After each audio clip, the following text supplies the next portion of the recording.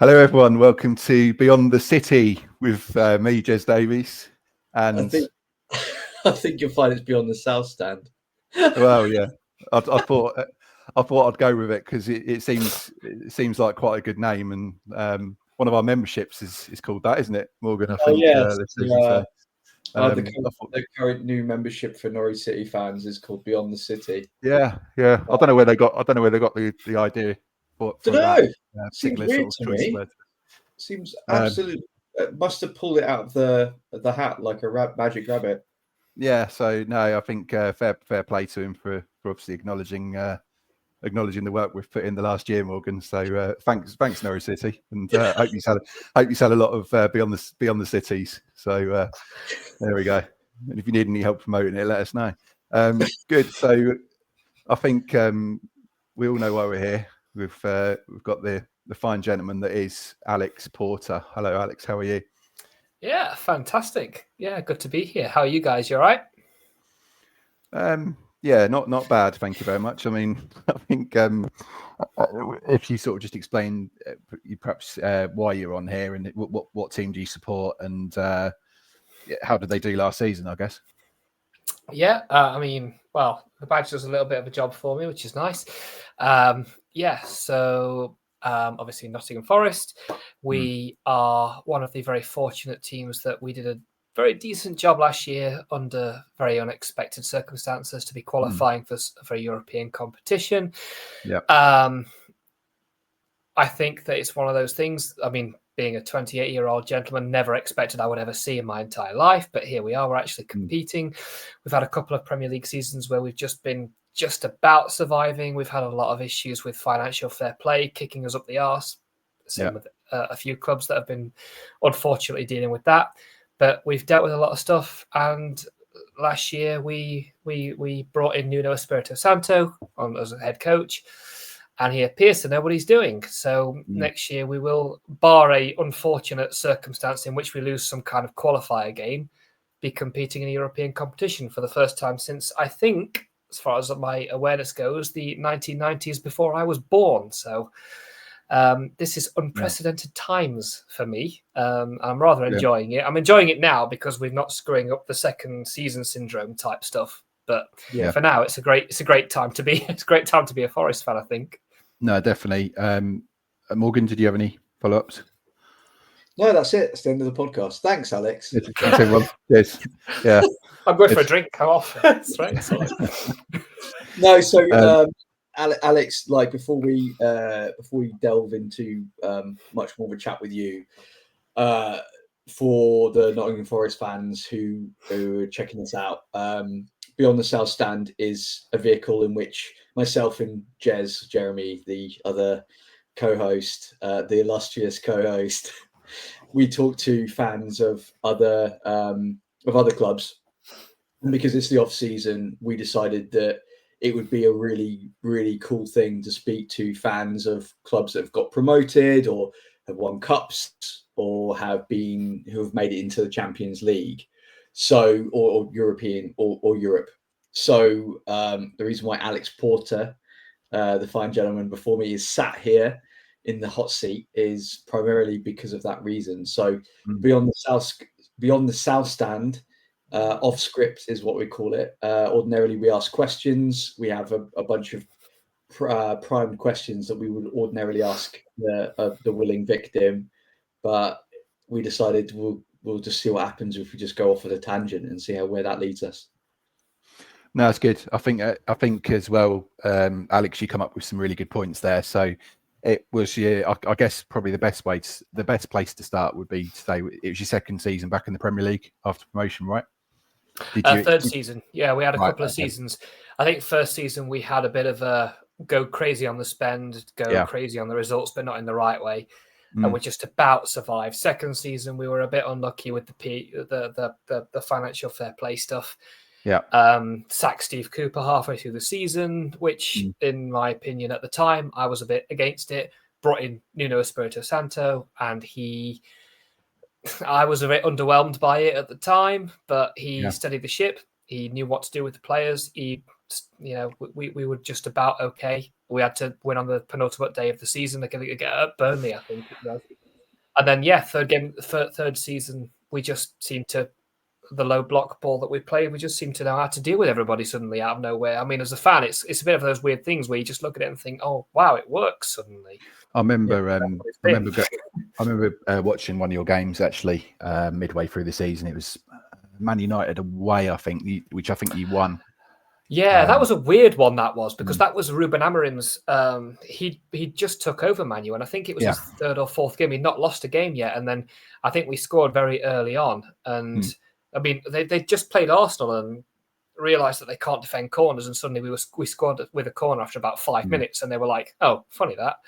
And it was a weird one. That was one of Andre Onana's worst games as a Man United goalkeeper this season. He gave us a couple of absolute gifts, but I think the way that it was 3-1, and then I think Bruno Fernandes scored a very good goal to make it 3-2, and then we were just defending for a good 25 minutes. But the way that we defended that is really important because seasons back, that's the kind of game we'd have lost like 5-3.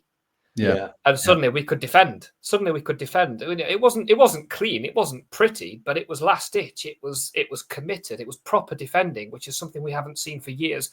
It was messy, but it did the job. Yeah. And that was a good game. It was one of the very rare games that I actually felt we're okay here. Even at 3-2, I think we're okay. And as a Forest fan, I mean, I'm going back, like I said, 28 years. I've not felt like that for 28 years, where I've been able to have games against decent teams where I've been like, we might be okay. Even at 3-2, we might be all right. So, yeah, we've had a few games this season, I think, that have been all right like that. I mean, there was a few points there that I'd really like to sort of like press home. So I remember the second season that you got into, that you were riding through the Premier League and you got the FFP kind of embargo. Can you sort of describe, I guess, what happened, with that, how you felt about it? Because I remember, for viewers at home, me and Alex, I know Alex quite well. We used to work together.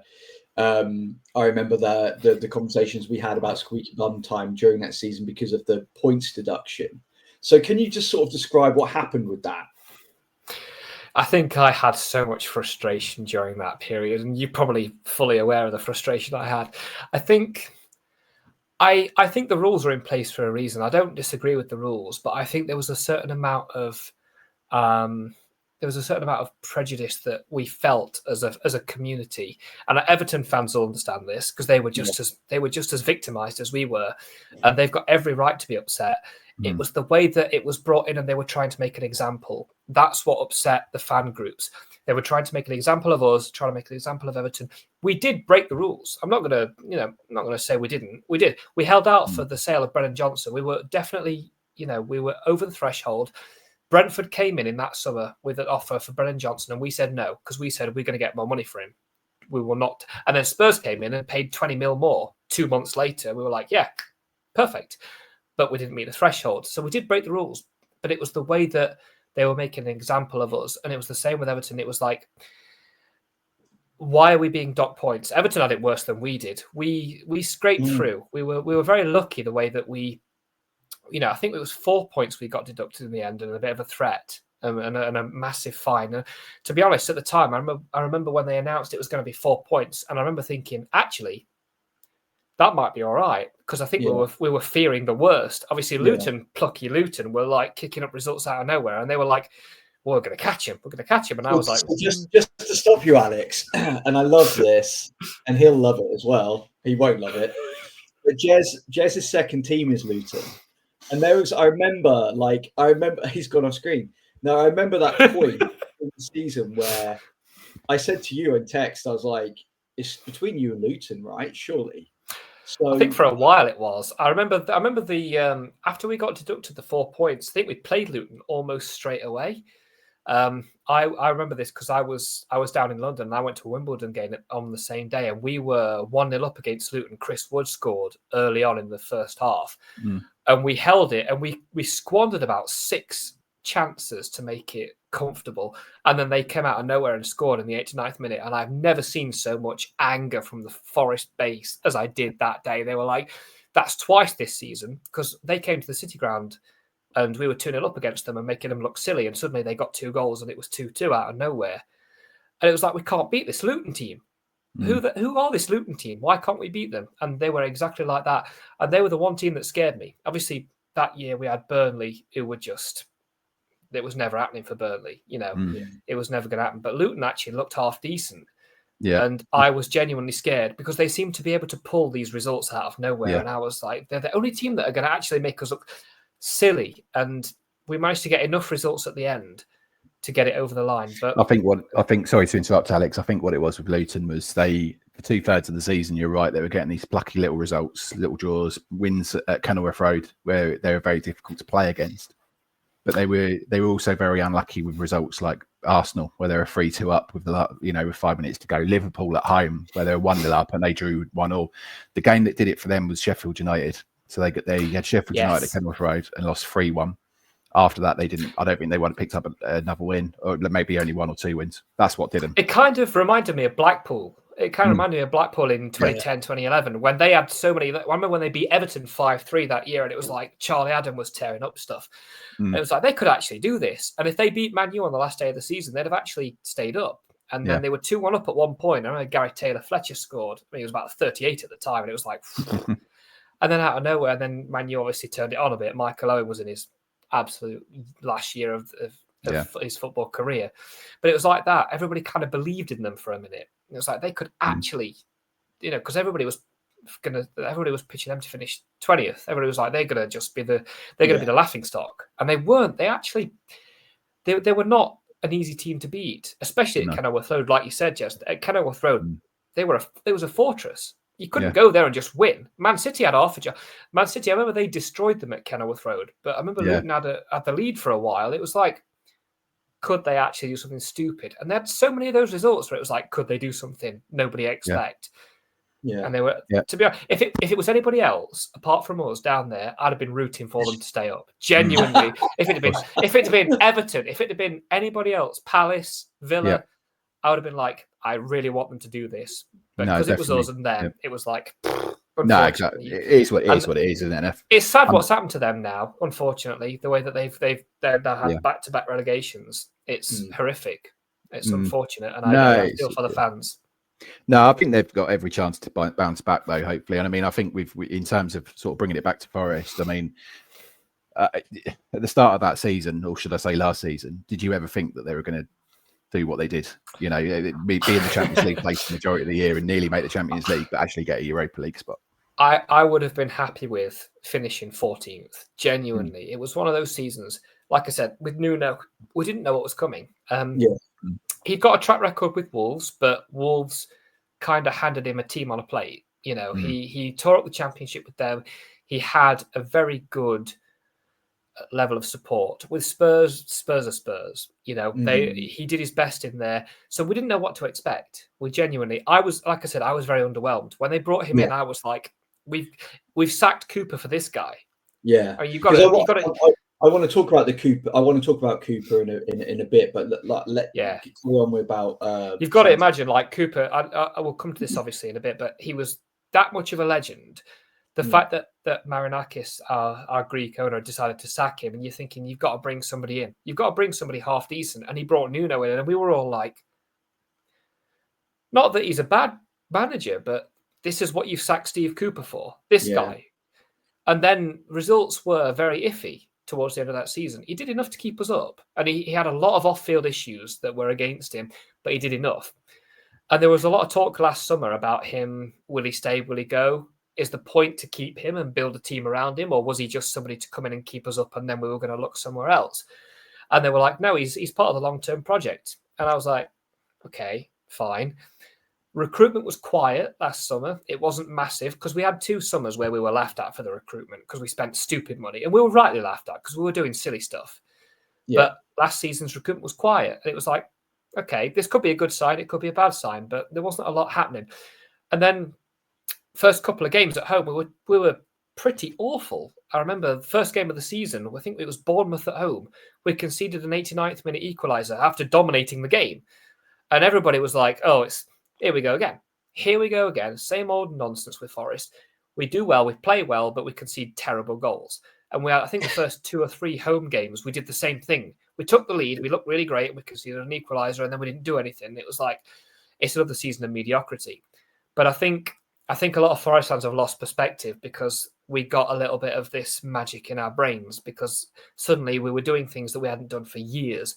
We're winning away games that we don't, I think winning away at Liverpool was the start when we went to Liverpool in September. And people forget Liverpool should have scored 4 goals that day. They didn't. And we scored our one chance. It was a brilliant goal. And then we held them out. And then everybody was like, hang on a minute, this team could be something. And I was like, no, we just calm down. We've done this before. But we just started getting results together. And every week it was like, okay. And I was one of those fans that was like, I was still counting the points between us and relegation. Yeah, I'm that kind of guy. I remember I'm that kind of guy.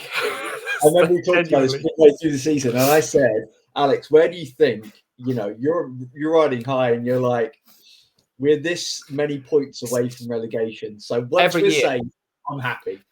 You could call me a realist or a cynical person, but the game where we beat Manchester City at home, we won 1-0. I think it was about February time. That was the point where mathematically we were safe. And at that point, I was like, genuinely, we could lose every game now and we're all right. And obviously, it'd been horrible, but I'd have been like, do you know what? This is the most unbelievable season. And fans have lost perspective of that. We had a tough run-in towards the end of the season. We played some difficult teams. We lost some games that we shouldn't have lost. Stop you there. You do realise you've just painted a target on your back. I know. When this goes out into the world, I know. We won't say where you live exactly. Don't worry. Postcode right there. Sorry, I get it. I think that it's just, I know a lot of Forest fans who've been like, after we've had some time to reflect, the last day of the season was what, a month ago? Yeah. After having some time to let the dust settle, it's been like, this is a brilliant season. But we did have a tough run in at the end. And if we won on the last day against Chelsea, I think we'd have got Europa League. We might have been tailgating a Champions League spot because of the Villa United result. But this is phenomenal. And I genuinely never thought I'd see this in my life. And that's not, I don't think that's unrealistic to say. I think I dealt with so many seasons with us being mediocre in the Championship, a few years in League One. And I know, you guys, you've been through this, I remember when Norwich had the years in League One, had the years in the Championship, had a few yo-yo seasons. You know what it's like to not really believe that something as crazy as finishing 7th in the Premier League is doable in this day and age.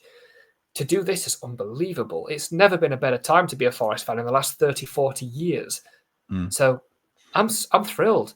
And I don't know what's going to happen next season. Nobody does. Yeah. But I mean, that's a perfect segue, I think, because to me, what a lot of clubs struggle with, I mean, I was talking to a West Ham fan the other day, is when you get into Europe and then you've got to balance that out with the Premier League campaign. And all of a sudden, you're finishing just above the relegation zone because you're fighting on all fronts.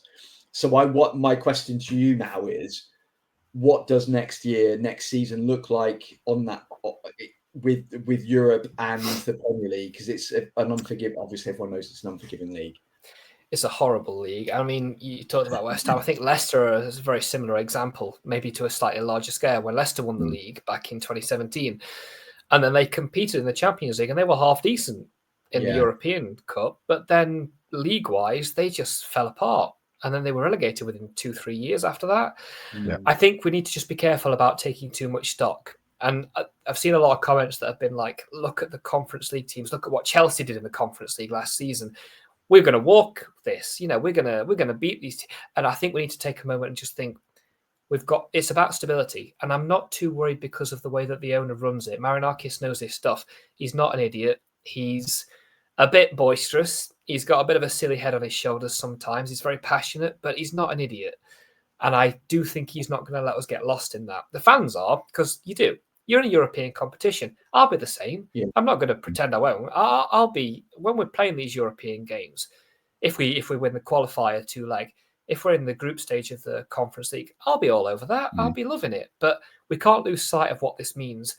If we get as far as, quarters or semis of the Conference League, but we finish 17th in the Prem.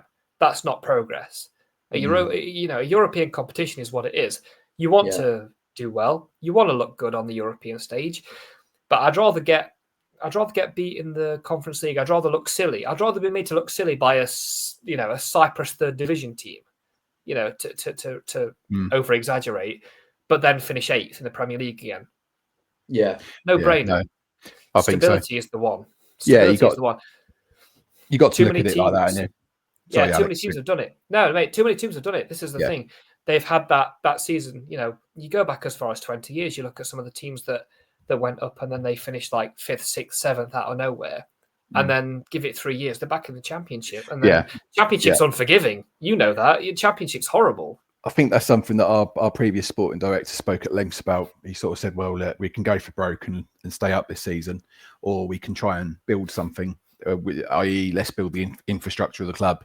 And that essentially that's what they've done. But sort of going back to your sort of point earlier on about those sort of European games then. So you're going to have to probably invest in your squad. Has there been any sort of rumours about any transfers coming in? Yeah, there's been a fair bit of recruitment talk. I think there's quite a lot of Brazilian links. We're bringing a few players from Botafogo who've been at the Club World Cup, and there's been a lot of spotlight on them because they beat PSG. And it was a bit of a fluke game, but they beat PSG, so you take the plaudits for that. Yeah. But there's a decent striker. I think his name's I can't remember what his name is now. But there's a good defender called Jez Cunha we're bringing in from them. Igor Jesus is the striker we're bringing in from Botafogo. Okay. I think they've agreed the money. It's just about personal terms. It's a quietly confident summer. We're not doing silly stuff because I think there's been a few transfer windows now. I think look back at last January for this. We've been linked with these players like Johan Wisser's a really good example from Brentford, a fantastic striker. Yeah. But Brentford are holding out for stupid money and we wouldn't pay it.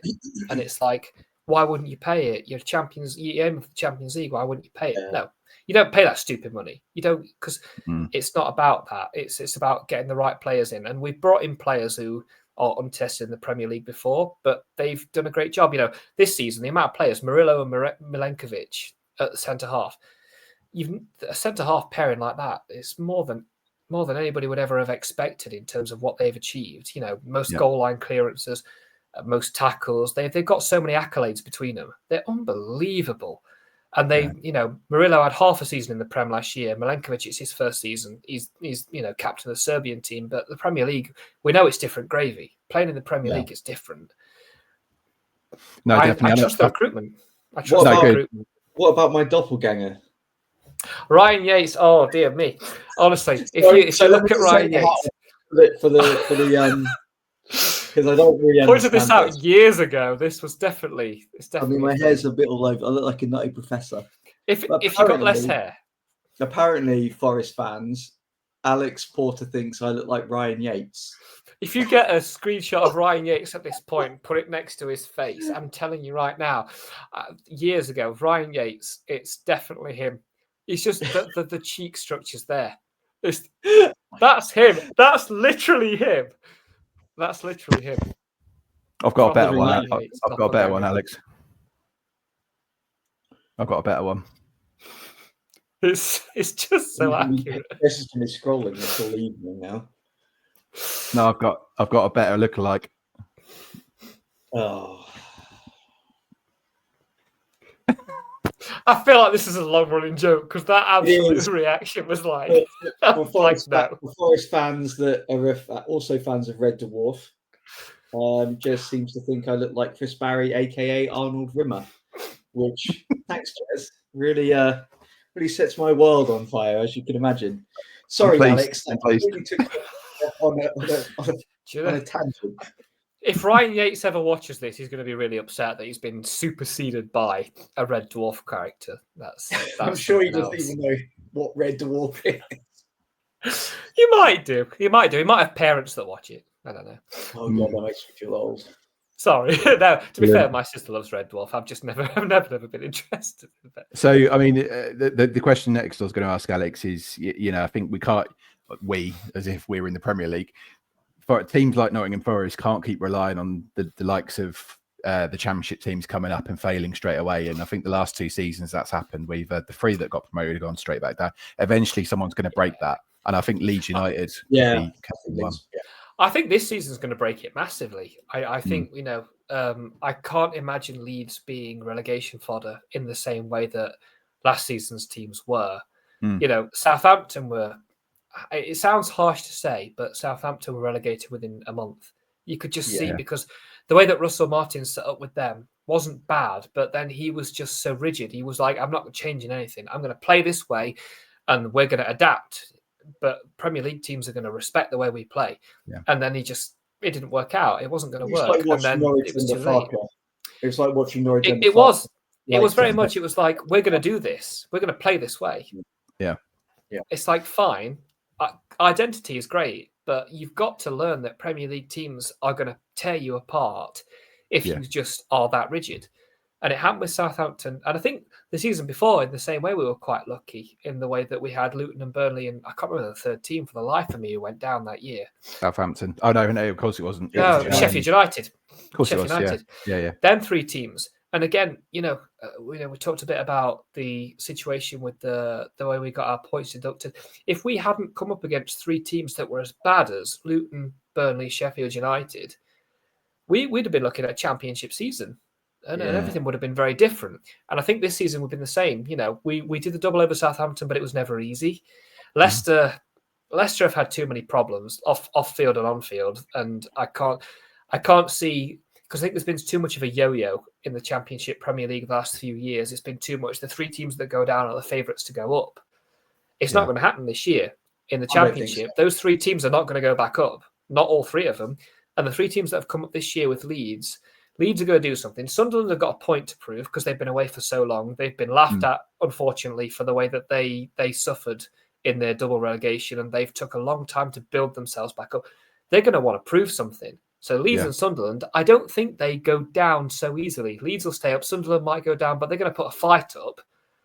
And then you've got the teams, unfortunately now, the Premier League teams that are down and about they're too good to go down. And that is one of those cliche statements, but it's going to be really hard. It's going to be really hard. But that's why you can't rely on that. Saying, but that's why we were saying you're fighting on 2 fronts. So, how is that going to affect your season? I think it only affects our season if we believe that we're relegation candidates. I think we've got to not let it get into our heads. I think that we've got to let the relegation battle be fought by the relegation contenders. And that's not easy. I think if you lose the first few... the fixture list has been quite kind to us in the same way it was last season. We've got to play Arsenal away in the first 6 or 7, which is the hard game. But I think in the first 6, we've got to play Burnley, we've got to play Sunderland. In the first 2 games, it's Brentford and Palace. You expect, and this is not just because of the results of last season, but you expect results from those games. And we all know that a good start to the season makes the big difference. If you can win 2 out of the first 3 or 4, I know it sounds silly, but out of 38 games, automatically you've got that high that you're riding on. If we can win the first 2 games. 10 years, have we, Jez? No, definitely not. I think it's we always seem to go on a bit of a bad run, don't we? We had Chris Hughton.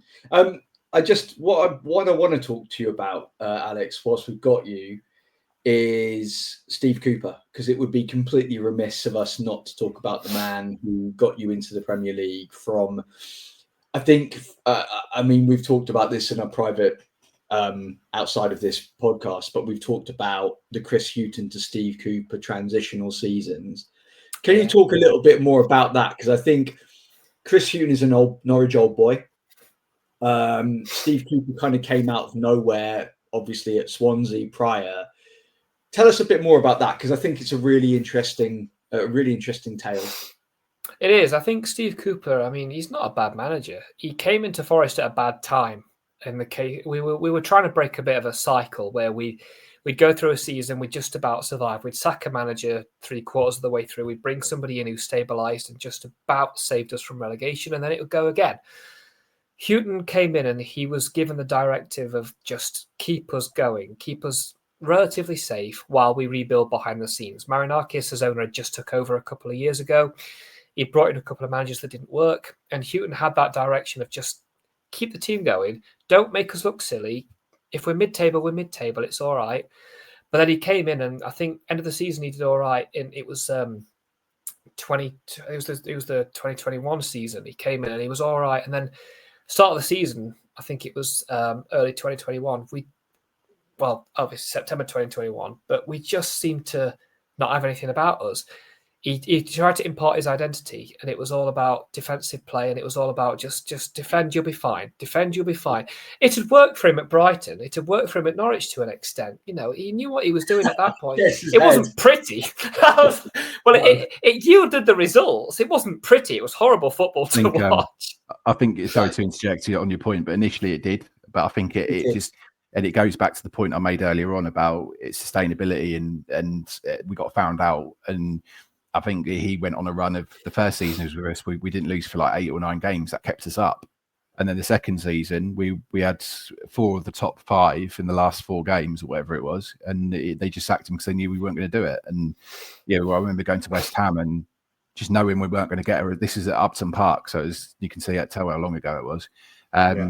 We weren't. I just knew we weren't going to get a result, and it was getting to that point with. I liked Hugh, and he was my choice. So when he got appointed, I was quite pleased, and I think, as I say, initially, what you've said is exactly the same as what it was with Norwich.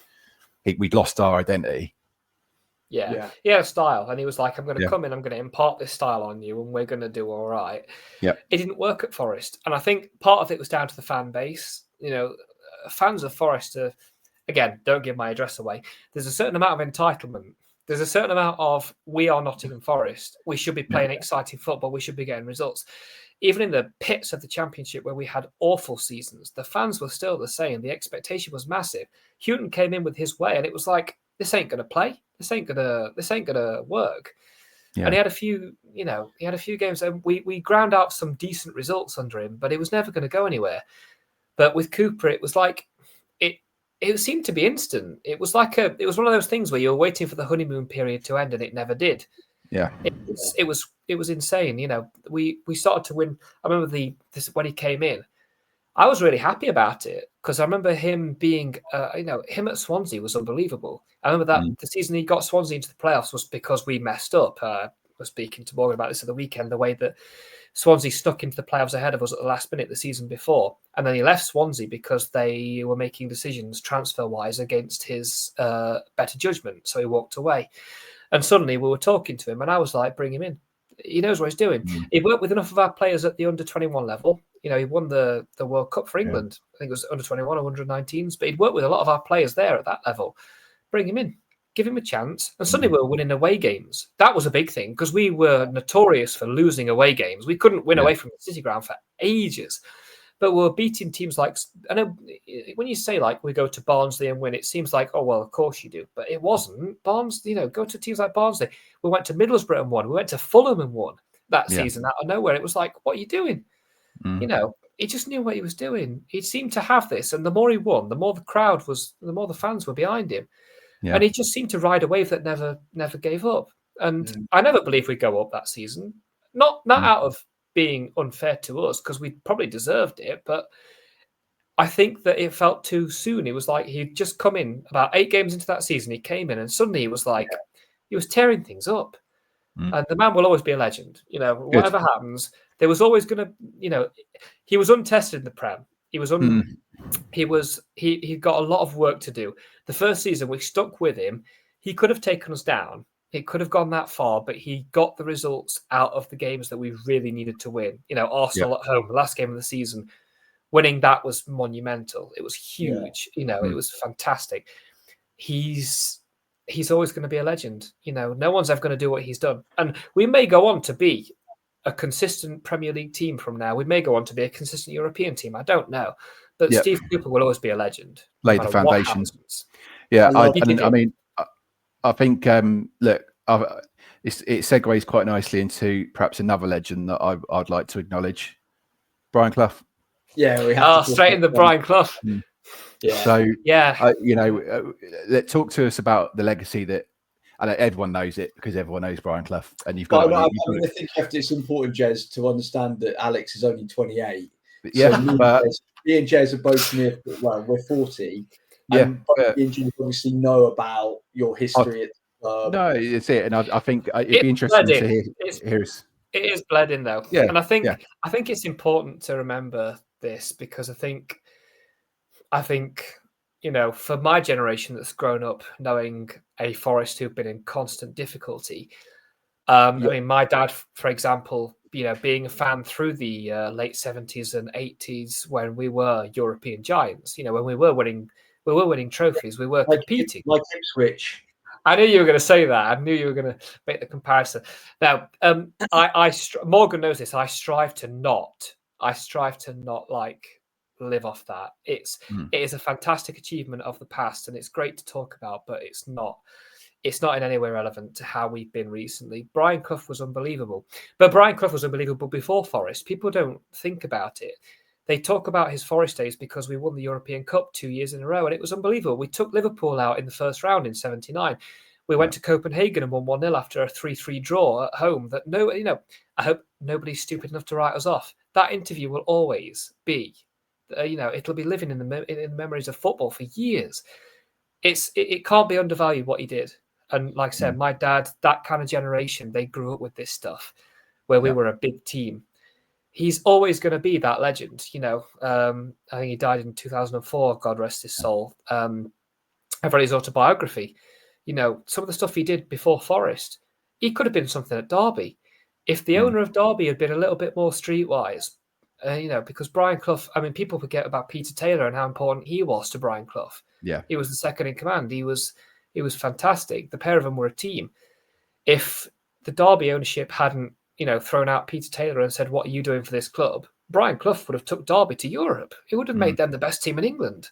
Have you watched The Damned United, Alex?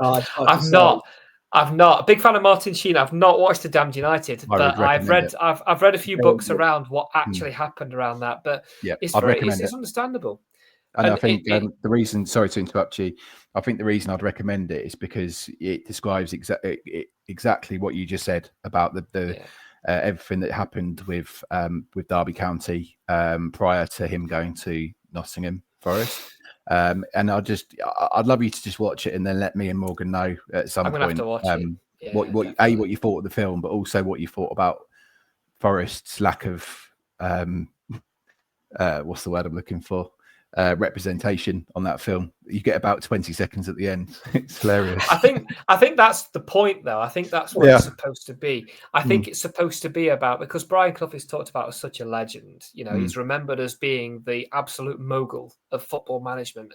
I think it's important to remember that the guy was a bit of a loose cannon, and he dealt with a lot of circumstances that that weren't his fault at teams like Derby, teams like Leeds. I mean, as a player, his career was cut short at Middlesbrough. He would have been a prolific striker. And he built himself off that. He built himself. But he was a bit of he was a bit too straight talking for a lot of people. The amount of Forest players he upset. He just walked in. And you wouldn't get away with it these days. The kind of stuff he got away with back in the 80s, there's no chance in hell you get away with that stuff these days.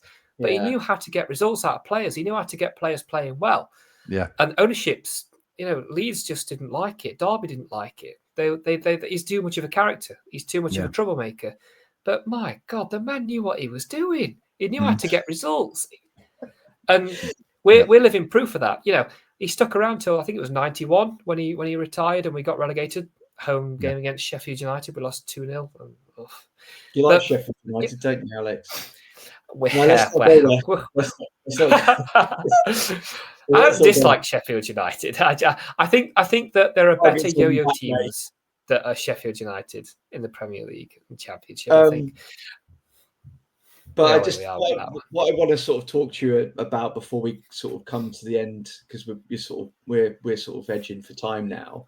But what I want to ask you is, what was your first game? What was your a couple of questions? So, what was your first ever match day experience as a fan? And to ask you a question, when was the first ever time Forest made you cry? So 2 questions. There's a memory.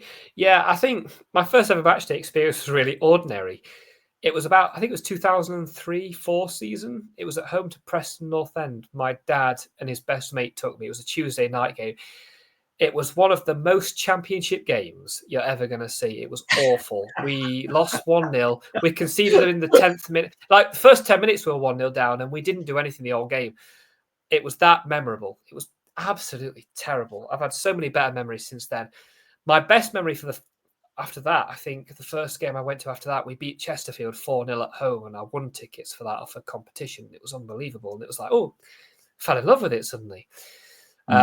But no, my first matchday experience, and I kind of enjoy the fact that my first matchday experience was so poor, because it's like, it reminds you why you love the teams you love, because it's not about these things that you can say, well, oh, it was like a Disney ending, you know, it was like a fairy tale ending. It was real.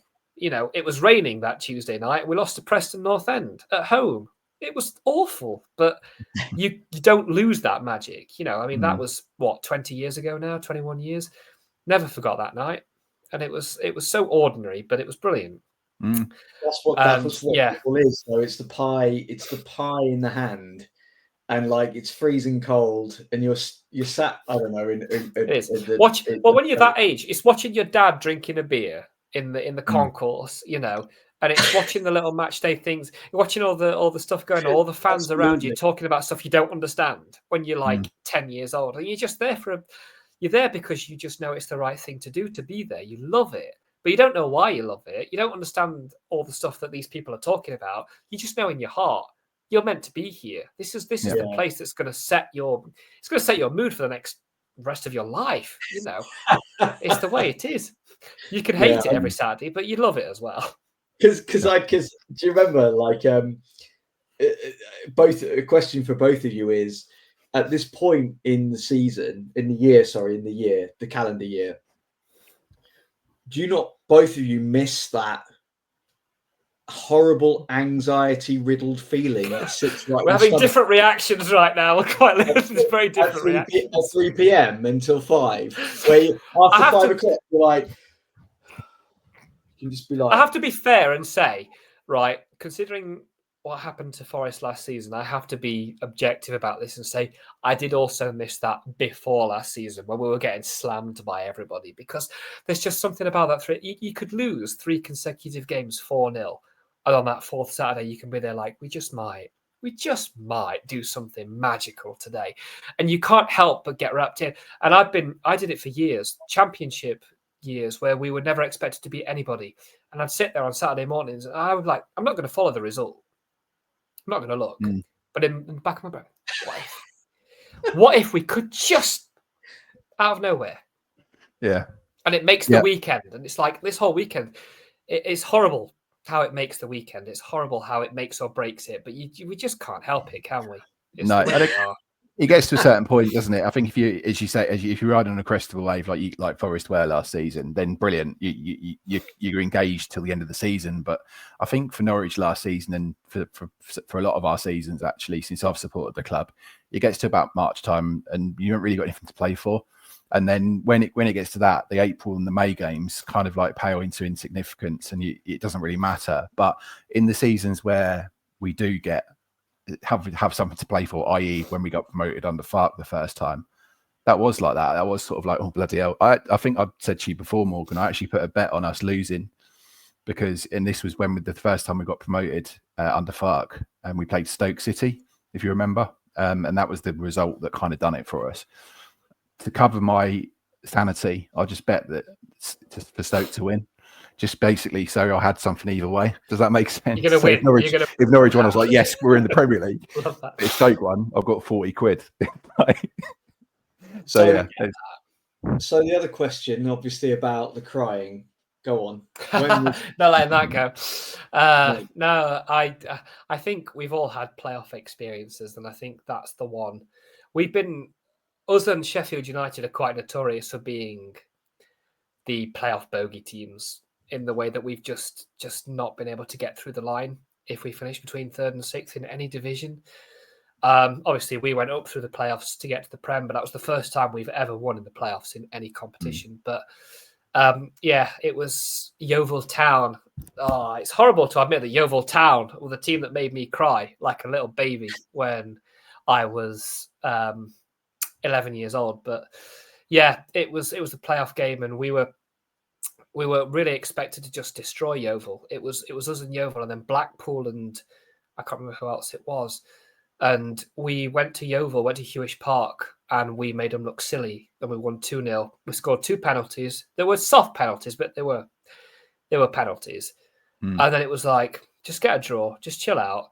And it was a horrible at the City Ground. It was a horrible. It was a Friday night, I think, and it was 1-0 to Yeovil quite early on. Aaron Davis, if any Yeovil aficionados will remember, Aaron Davis was their absolute talisman at the time. Scored and out of the blue, just hit one from the edge of the box, and we equalised in the second half. Scott Dobie, a very unmemorable striker, if he's listening, I apologise. Bless his soul.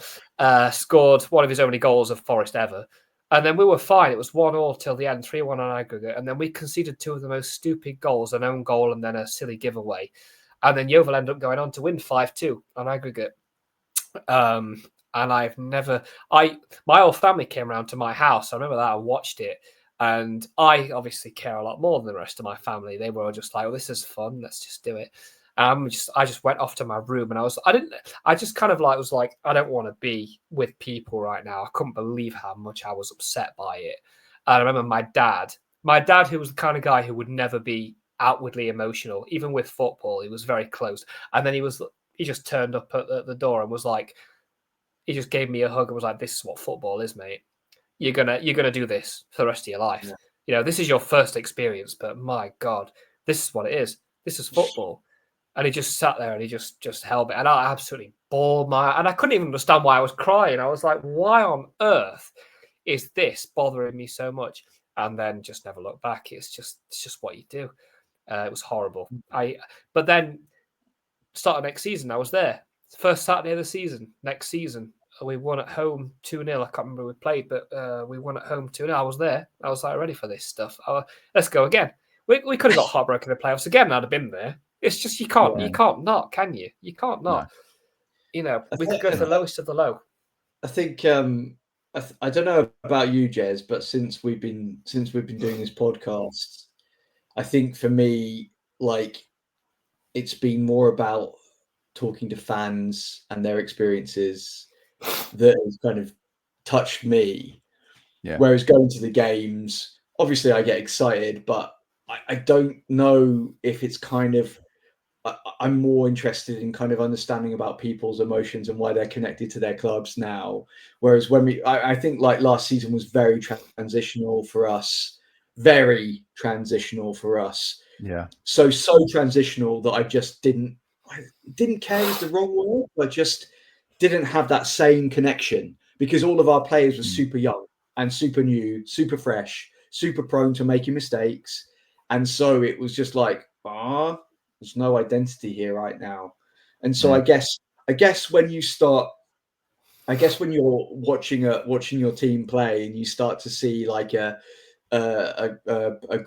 Jez will always roll his eyes at me for saying this, but a groundswell with the players and the manager moving forward, then you have that connection. I think that's the kicker.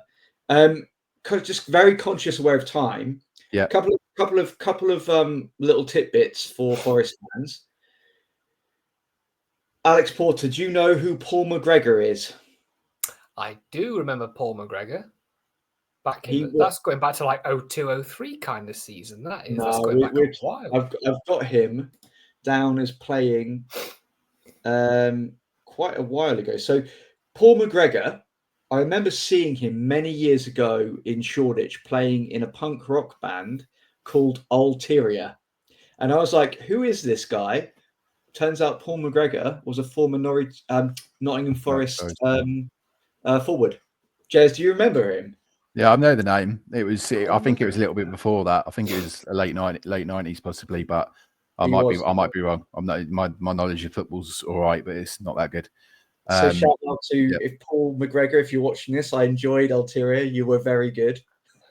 Yeah, well done. And Serge Pizzorno from Kasabian played for your youth team, if that's correct. I didn't realise that. I know he went on to play. I think did he go on to play for Leicester at a certain level? Yeah. It was a Leicester fan. I know that he was a big Yeah. Leicester fan because obviously Kasabian were born and bred in Leicester, and he was a massive Leicester fan. But I didn't know he played for the youth team, so that's a little bit of knowledge there. Yeah, I think he's often turned out for this soccer aid stuff, and it looked half decent. He plays, that one goal he scored against David Seaman, that one lob to make it 1-0. Everybody remembers that. It was unbelievably brilliant. Well, look, Alex, thank you so much for coming on. Just before we let you go, we'd always do Morgan's random question of the week. So, as if he's not after just random questions, he's gonna pick a random question of the week. This is very random. So, I'm going to hand you over to Mr. Morgan Hewitt for the random question of the week. So, sorry for you, Alex, and sorry to all the Forest fans and Norwich fans who watch this. It's my shtick, and I've got I'll go to my grave with it. Who'd have thought 6 months ago? Anyway, random question. No, Morgan. Turn the chair around and do it properly. Otherwise, you're sacked. You've got to do it properly. If you don't do it properly, there's no point. Sacked? This guy? Okay. Right, 1, 2, 3. Random question of the week. Brilliant. So, Nottingham Forest, famous for a particular forest. Tell me what that forest is, Alex Porter. That's Sherwood Forest. Indeed it is. For those of you who know who Robin Hood is, the question is, Alex, out of Robin Hood and his band of merry men and the sheriff of Nottingham with his villainous retinue, what character most represents who your characteristics and values? Ooh, what in terms of the Robin Hood? Okay. It can be the Kevin Costner Prince of Thieves version, if you so will. I'm going to go for the BBC Jonas Armstrong version. I don't think his name was Jonas. It was something Armstrong. Anyway, Robin Hood character. I would probably say... I'd probably say Little John. I think people often underestimated Little John. I feel like he was often taken at face value for what he did. He was often the kind of person that would be looked at and be like, I know what he brings to the table. But I feel like there was a lot more than just his physical attributes. I feel like he offered a lot of stuff. He was very, very, very close to the people. People don't realize how much he actually cared about the people that he was protecting as part of the band. And I think his loyalty to Robin, if you go so far as to read into the stories, was quite hefty, more than what people realize. And I think he was the one person that Robin could always trust to do anything. And I think that that's a big one. I think it's important to remember that loyalty, no matter what happens, loyalty is the key. Whoa, that goes back to football. That's what you did there. It's almost as if I brought that back on purpose. You know, how did you do that on the fly? Because I didn't. This was the whole point of the random question of the week. God, you're good. I'm okay with doing the random questions. It's the structured questions I can't do. Jez, I have to pass it over to you, my man. Friar Tuck. For what reason? Can you give any kind of justification for Friar Tuck as an answer? He was a bit of a big lad, wasn't he? He was a big lad. What does that even mean? He was a big lad. That's what he was a big lad. There. Yeah, so he liked the beer as well, from memory. I think it was when I think of Friar Tuck. He was a big fan of the ale. He was a big fan of the ale. He was a big fan of the. I always remember. Always think when I think of Friar Tuck, as he's just got this jug in his hand and he's just swigging down whatever I can find, and that's me when I come back to Norwich for the game. Well, thankfully, Friar Tuck didn't have to watch Forest. Car, Jez. Within reason, within moderation. Friar Tuck, I don't think drove a car from my best knowledge of Robin Hood. Yeah, I think he had a horse, didn't he? He drove the women crazy, just like Jez. Yeah. So yeah, Friar Tuck. That was Guy and Gisborne, actually. Oh, go on, back to you. Hang on, this guy's ruining it for everyone. Who would I be? Who would you Yeah, be? who would you be? I would be Marion? Guy of Gisborne. I just I was gave you that trying answer right there. I That know was exactly. so You easy. ruined it. So the debonair cousin Brilliant. of the sheriff of Nottingham. Not a man to be crossed, but a loyal one nonetheless. Guy of Gisborne. Can we all say this? Ready, Jez? I'll throw it over to you. Ready? Guy Yep. of Gisborne. Guy of Gisborne. Go on. Guy of Gibson. Gibson. That was the guy who played for Man U. That was Ben Gibson. Gisborne. Guy of Gisborne. Oh, Guy of Gisborne. Yeah. Guy of Gisborne. Guy Yeah, of that'll do. Gisborne. That'll do. Okay. There you go. Alex, thanks once again. It's been great to get to know you, but also about Nottingham Forest as well. And I hope you have a really good season again next season. And So do I. Good luck. Good luck in the conference. Is it the Conference League you're going into? Conference League. Yeah, It's Europe. good. Let all those Forest fans remember. It'll do. And I think good luck. And I really hope you do well. And keep in touch as well. So we might see you in the cup. Who knows? If we're Who knows? playing, We could be playing European champions in May. You never know. You never know. Positivity. Morgan, thank you once again as always. And we've got some more of these. That seems very tentative. We've got some more of these coming up, haven't we? Is what I was going to say. So we got a Spurs fan coming up next, haven't we? We do have a Spurs fan. Yeah. But is it Alex? Is there anyone you'd like to give a shout out to before? Oh, sorry. Before Jez does his usual ending credit thing. Anyone at all in the world? Could be anyone at all in the world. Oh, crikey. Well, this sounds very cliche, and I'm sure a lot of Forest fans will stick with this. I'd like to just give a shout out to Stevie Cooper. I would like to give a shout out to the man who has done so much for this, not just on the field, but the amount of work he did in the community, the amount of people he touched in his absolute conquest to make himself a part of the community. Massive. That man will never hear this, I assume, but what an absolute... The things he's done for this club. And I hope he does one day hear this. The things he's done for this club. He's heard this a million times, but what a man. Yeah. Not just agreed. What a manager, what a man. Yeah, I think Stuart Pearce is worth a shout out as well, because as a former electrician, he could come and put a light in your house so we could actually see you. Here's a Stuart Pearce fact. The penalty that Stuart Pearce missed in the was it 1990? Stuart Pearce 1990, yeah. Italia 90, yeah.